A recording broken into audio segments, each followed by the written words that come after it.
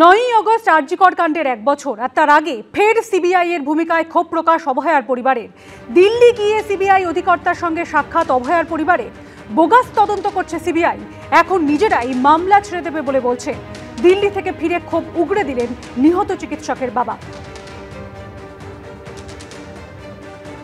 অমিত শাহের সঙ্গে তো আমাদের দুদিন সোমবার পর্যন্ত থাকতে বলেছিলেন, কিন্তু আমাদের পক্ষে সোমবার পর্যন্ত থাকা সম্ভব নয়, ওই জন্য চলে এসেছি। যদি অ্যাপয়েন্টমেন্ট হয় পরে গিয়ে নিশ্চয়ই কথা বলবো। সিবিআই ডিরেক্টরের সঙ্গে দেখা হলো, কিন্তু সত্যি কথা বলতে কি যা কথা হলো না, মানে সিবিআইয়ের মতন 140 কোটি লোক যাদের দিকে তাকিয়ে থাকে, যাদের ভরসায় দিন যাপন করে, তারা যে এত ভোকাস একটা জিনিস হতে পারে সে অভিজ্ঞতা আজকে আমার হয়েছে। কীরকম সিবিআই ডিরেক্টর নিজে বলছে আমরা এই মামলা ছেড়ে দেবো। আমি কোর্টে গিয়ে বলুন, আপনারা কোর্টে গিয়ে আপনাদের বলতে কী অসুবিধা? আমাদের ইচ্ছা করে আপনাদের দেয়নি। আমরা ইন্ডিপেন্ডেন্ট ইনভেস্টিগেটিং এজেন্সি চেয়েছিলাম কোর্ট মনিটরিংয়ে, আপনার সেখানে কোর্ট সিবিআইকে পছন্দ করে দিয়েছিল। এখন আপনি বলছেন কেস ছেড়ে দেবেন, কোর্টে গিয়ে বলুন।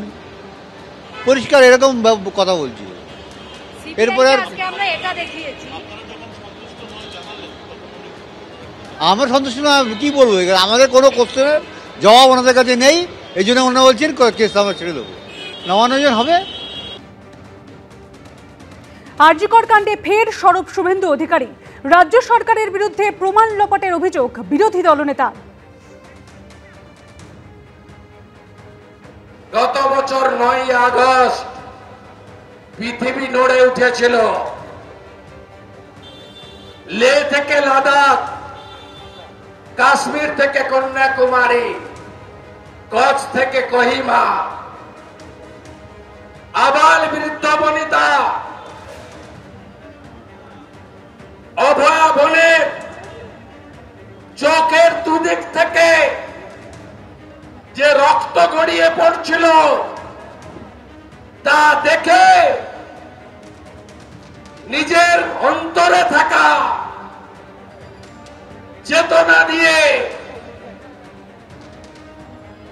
বিদ্রোহের আগুন জ্বালিয়েছিল।